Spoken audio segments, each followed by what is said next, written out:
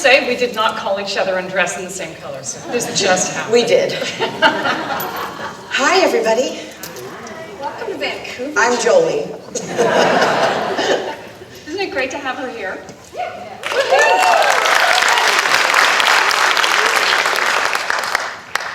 All right, Jolie, let's get down to business. You come from a multi-generational showbiz dynasty. Your father? I do? Yes, you do. Oh my gosh. Your father, Dad, singer Eddie Fisher. Yes. Your mom, singer, actress Connie Stevens. And may we acknowledge and give you our condolences for the loss of your half-sister, Karen Fisher, this year. Thank you. Yeah. A loss for the whole planet. Thank you so much.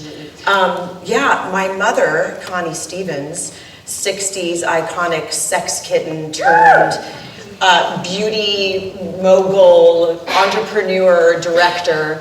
My father, oh my papa, who art in heaven, blessed me with this body and this DNA, and I'm grateful for that. Well, we're grateful too, trust me. As an actress, director, singer, what were some of the other items that you Butcher, baker, candlestick maker. Exactly. You've got a special insight into the festering sore that has been making headlines every single day. And of course, we're talking about sexual harassment and sexual assault. We're going right there, aren't in we? Hollywood. Yes, we are. Thousands of people marched in Los Angeles, in Hollywood today, yes, as part of the Me Too march. I got to ask you right off the top, have you been personally impacted by this issue? Wow, okay, well, hashtag Me Too. I don't know that being born a second or third generation or what have you, artist or person in this business gives you any insight or prepares you, because what does prepare you for any sort of demoralizing or any kind of sexual harassment or ultimately any sort of assault. Gosh, right to it. My first experience with harassment, although let me tell you first of all, we could be talking about any level of this. We could be talking about working in any workforce. In my case, coming out of a trailer and having a second AD tap you on the ass and say, get to set or go to hair and makeup. We could be talking about the journalism industry. We know very well people that have paid off women that have actually assaulted women in the news industry. Yep. And clearly in the political arena, we see it. We're looking at it today. So it's not just Hollywood that's affected at all. No, not at all. I mean, has anybody here not been affected in some way by sexual harassment at all? So was that a yes? So from no, you? everybody has been unscathed out there. So are you saying yes? Yes. When I was a little girl, and this has nothing to do with Hollywood. When I was a little girl, there was a man working in our home, and he was a very big Samoan man. Not that that matters, but he was a large man. And he was working around the house, and my sister and I, Trisha Lee and I, were 6 and 7 years old, and he would lift us up as if it was a game, swing us around into the air, and then pull us down across his body and down his body.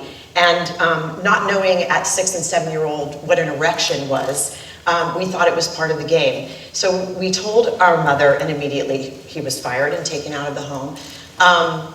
And then we were sat down, and I'll never forget where in my home that we had for 44 years, sat down in this little bathroom, and my mom explained to me what sex was. The treacherousness of it was that we sort of already knew what it was, but she had to explain it to us. Now, I have 3 daughters. I have 5 children. I have 3 daughters, and because of what's happening in the world today, I'm forced to explain to them, or they're exposed to so much, but I am now having to describe things to them that are heinous acts of sexual assault. My littlest daughter asked me what masturbating was the other day, and I have to explain it to her because we're talking about somebody high up in the entertainment industry who is, has been not necessarily indicted, but accused of, or many people that have been. Later on in my teenage years, I was in a hotel room with a lot of other people. It was a celebrity fashion show that my mother had, and her ex-husband came into the room. Her ex-husband was an actor. His name was James Stacy. And unfortunately, years after my mother was divorced from him, he was in a motorcycle accident and lost an arm and a leg, and the woman on the back was killed. My mother, who is Italian and Catholic, we never stopped hearing about how Italian and Catholic she was throughout our lives. I'm not sure what that means, but she's conservative, and she's loving, and she's inclusive, and she's supportive, and she took people from all incarnations in her life, and we were inclusive. So this man was around us quite a bit. He shoved me into a bathroom in the hotel room, with one arm and one leg, pressed me up against the wall and put his hands between my legs. I had the wherewithal and the strength within me to diffuse the situation. I physically fought him off and then exited the bathroom and didn't tell my mom for quite some time because I was afraid and I was ashamed and I thought that I had done something wrong. I thought because I was wearing short shorts or whatever it was that I was wearing, that for some reason that I had invited that behavior, and I had not. I had not. I think that what's happening in my industry, and obviously splattered all over the news right now, is that women are finding the courage inside of themselves to come forward and know that they didn't do anything to invite this behavior. Can I read something for you? Sure. And it's picking up on that. This is a quote from an article that some of you may have already read. I am so upset with it that I am ready to quit Hollywood. It's got so bad, I hate to come to work in the morning. I'm a helpless victim of a Hollywood whispering campaign. Because I don't let the producer and director kiss me every morning or let them paw me, they have spread word around town that I am not a woman, that I'm a cold piece of marble statuary. I guess Hollywood won't consider me anything except a cold hunk of marble until I divorce my husband, give my baby away, and get my name and photograph in all the newspapers. If that's Hollywood's idea of being a woman, I'm ready to quit now. I think the reference to being a cold piece of marble gives it away that it's not a contemporary actress. Good. But it could be. It could be anybody. It could be anybody in the news. I know who it is. Okay. It's Maureen O'Hara in 1945. She was 25 years old when she wrote that. This is not an old story. I mean, I bet that everybody out there has heard the casting couch. I mean, it's just something, you don't have to be from Los Angeles to know about the casting couch. I've never been on a casting couch where someone has asked me to show me their penis. I've never been on a casting couch where somebody has, fortunately, I feel like maybe because I went into a room with some sort of talent, but all these women that are coming forward are beautiful and talented, and they were vulnerable at a point in their lives where the window of opportunity was there. It is such a coveted business, what we do. What I do for a living, I love like oxygen. It's what drives me to get up in the morning. I have been able to have a 3-decade-long career acting and singing and now directing, and I'm the mother of 5 people and an anomaly in this business. I've been married 21 years. Yay!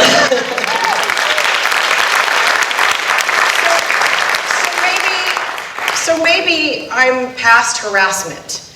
I've just celebrated my 50th birthday. Happy birthday. Thank you.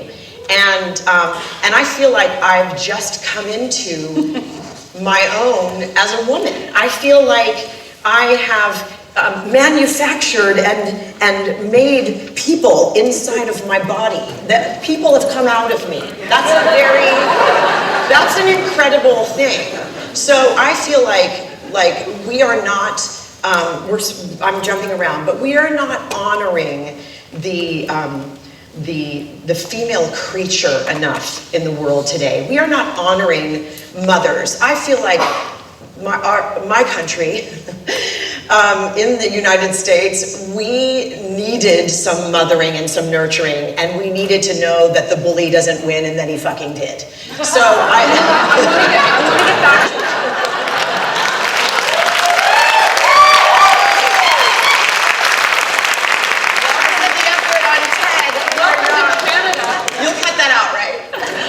want to get back to second, but okay. I want to go back to age, because there is this inexplicable thing that happens to women on this planet, and that is that we age precipitously faster than men do. I'm not sure why, it just happens. And if you're in Hollywood or on TV in any category, right, it happens to you even faster. As Amy Schumer puts it, in showbiz we have our last affable day, and we are only seen as viable if we are still able to bear children. Do you see that changing at all? Well, I thought you were going to ask me if I've had my last. Well, you asked us. You basically said you haven't. What do you all think?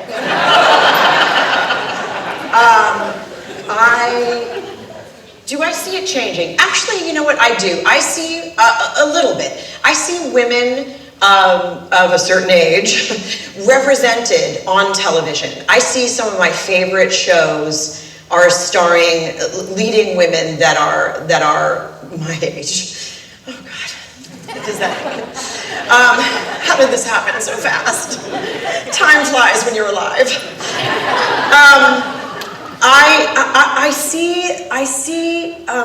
I see a little bit of change. And yet, I feel like we take giant steps backwards with the election of people to political office. Did I say that already? I think she's going to say it again. I think that the ugly speak in the Oval Office is forget trickle down economics. It's trickle down ugly speak. I think that we cannot normalize the way that we treat women or treat men. We can't normalize how we treat human beings and not feel the consequences of it, and not understand why this stuff is happening and why we're talking about it in the news every day. Let's go back to sexual assault and victimization. Alec Baldwin was recently criticized. You probably heard this because everything Alec Baldwin says goes viral. He was criticized for victim shaming, saying that women who accept money for their silence is part of the problem. Now, he did apologize for that. How do you feel about that whole issue? Because, you know, the background, of course, is that an actress like Rose McGowan was told by lawyers, you're never going to win. You may have been sexually assaulted, but you have no chance of winning, so you might as well take the money. Well, I think that we've seen that when you come forward, until maybe now, that nothing happens. Bill Cosby is enjoying a free life out there. We know what he did. So the hesitation in it, the guilt and the shame in it is that if I do, I'm opening myself up. It could be the end of my career. It could be the way that people talk to my family, the way that I'm treated everywhere I go, especially in our business, where everything is so out in the open. What I call it is, I've lived in the Fishbowl, where people tap on the glass and they look and they want to see how she swims. Is she as pretty as her mom? Does she sound like Eddie Fisher? And we have crafting our stroke so that you're watching us, and people have been my whole entire life watching how I go up and down in weight, things in my career, what have you. Am I going to stay married? Did I smoke a cigarette? Is she an addict? And then how I got my grief on about loss and tragedy. It's a very difficult thing and I'm not whining, by the way. Like I said, this is my chosen field. I didn't choose who I was born to, but certainly I've made my profession. But that doesn't invite people to decide, how you navigate the water is how I say it. But, and certainly we do have these courageous women who said, forget it. This is the tip of the iceberg. I am going to lead the charge. And we saw an army of women sail out into the streets across the world for women's marches, and we saw it again in Hollywood today, in defense of speaking your truth and being authentic, and it's not simply not acceptable to. I've made a career of this, and I'm kidding and I'm not kidding. What my mom calls kidding on the square. I came into who I was as a female with a sex symbol as a mother. So it was very confusing to me being a little bit chubby, sort of then towering over her and having strong features and being round and so my defense is I was funny. And I made a career of that. The hooker with the heart of gold, the sass factory, the slut character, or whatever, the sassy best friend. And I found a power in it. I found my power in it. It doesn't mean that you get to, that you're not invited in. You're not invited in here. I'm showing you a little bit of it, and I'm keeping a little bit of mystery about it. And I think that that's what these women are saying about being on sets and having directors say to them, you're not going to get this unless you do this, and we're going to get you that Oscar. But do you think some women are making a deal with the devil, not realizing how strong the devil really is? I don't think, I think that you make a deal with yourself. I think that you make a deal to put up with something, or you're overpowered in a situation, literally, physically overpowered in a situation. And, I said to my husband, I don't think I was ever in a room where I wouldn't have left. And he said, you don't come from that. You were raised in this world. You don't come from, I don't know where, Wisconsin, Iowa, wherever you go, to Los Angeles, and you get off a bus or a plane and you have stars in your eyes and you want it so desperately. Even if you're talented, even if you're beautiful, you have these situations that you can't get out of. That explains the victim. Absolutely. It does not explain the predator. Perpetrator. It does not explain those who support the perpetrator. If you look at the people who are in the news that are the perpetrators, they're not the hot guy.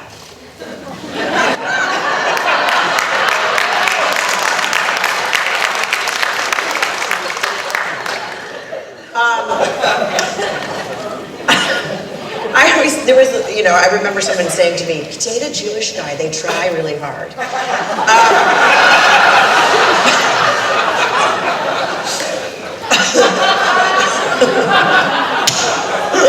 I did once. The people, it is complete, and for some of them it may be sexual, but for the most part, what I believe, it is control, and it is drinking from the chalice of success and power, and knowing that you can get away with it over and over again, which is in the case of some of these men that we're talking about, and we don't even need to name who they are. You know who they are. There's too many to name at this point. And Judd Apatow said recently that it's not about sex. It's absolutely about power. And also that this isn't about women saying, oh, he said something that I was offended by. It's about sexual violence. So he's blaming greed. Greed on so many levels.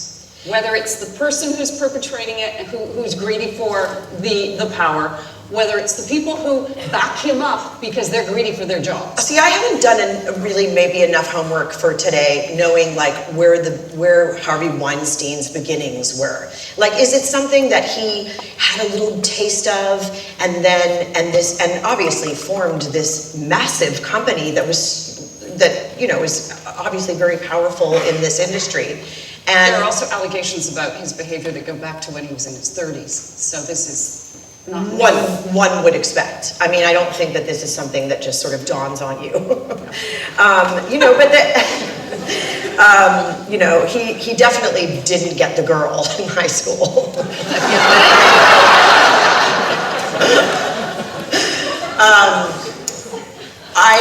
You know, it's not an entertainment industry issue. It's not a political issue. It's not even a female issue.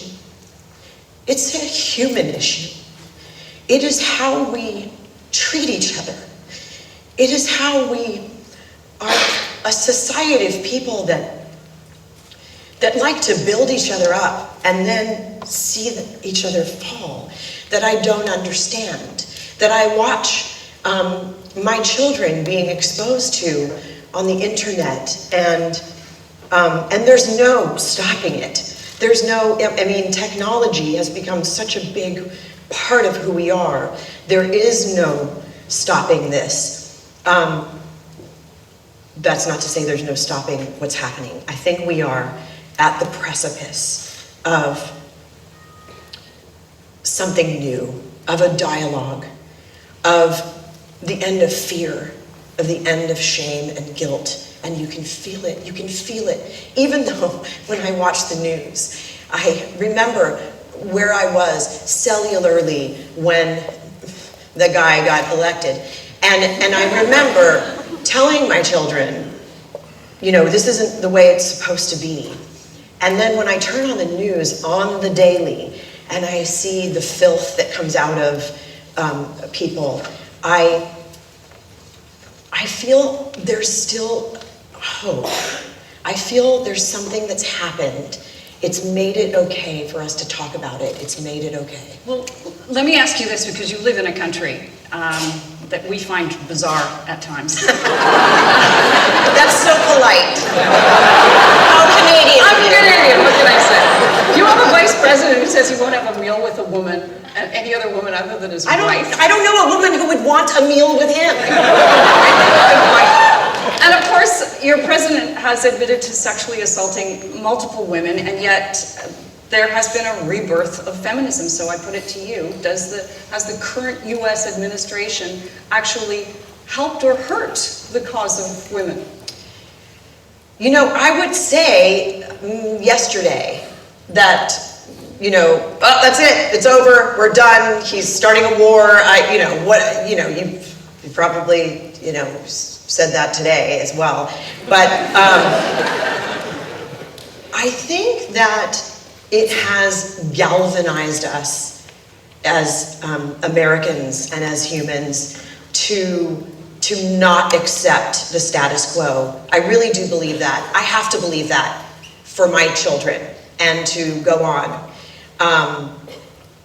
I think that, you know, what do we do now is the big question, right? Like, what do we do? But do you think the election of Donald Trump was the tipping point? Do you think that's when people, because women have been coming forward with stories like this for decades, as we know, Maureen O'Hara, they just haven't been heard. They haven't been listened to.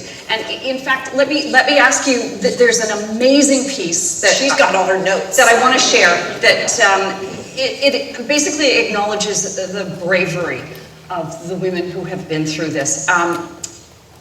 Here's what the New Yorker's Gia Tolentino said of women who came forward to accuse Donald Trump of sexual assault and how fraught with peril doing so might be. She says, "It seems almost cruel to wish at this point that these women would keep speaking. They already did. They told the public that Trump grabbed them and groped them. They gave the details of where and when. They spoke about how it had affected them. A poll last October found that 68% of registered voters believed their stories. Only 14% believed that Trump had not made unwanted sexual advances towards women. So it's not that we didn't hear Trump's accusers or even that we didn't believe them. We knew they weren't lying. We elected him anyway. Our response when victims speak up now has to be shaped by the magnitude of that failure." We didn't elect him. 3.5 million people more, 3.5 more million people voted for the chick.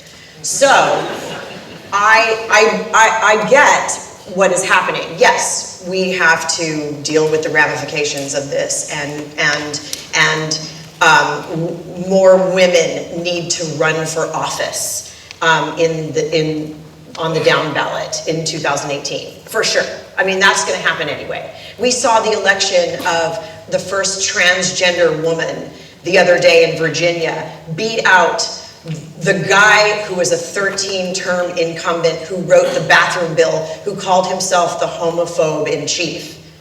I mean,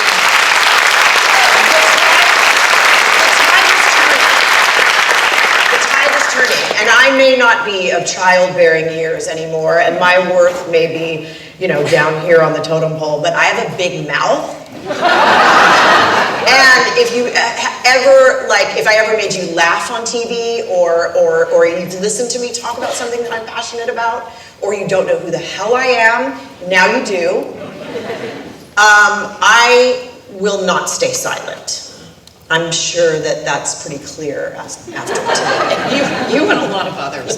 But we still have an imbalance of power in Hollywood and in the rest of the world. How do we fix that? I would say we raise better human beings. We raise our boys not to be rapists. We raise young men to be respectful of their sisters. And we raise strong young women who care deeply about each other, who laugh inappropriately, who wear what they want to wear, who are inclusive, who keep secrets and promises, who dance like nobody's watching. I think you raise up a new generation. There are people raising still white supremacists and people that want to carry a gun. Not that you shouldn't carry a gun. If you are mentally stable, sure, go get yourself a gun. But, now it's like I could go on to new topics now, but I think more what I'm trying to say is it's our job to teach the next generation that what's going on with these people, with these predators, is not okay. It's just not.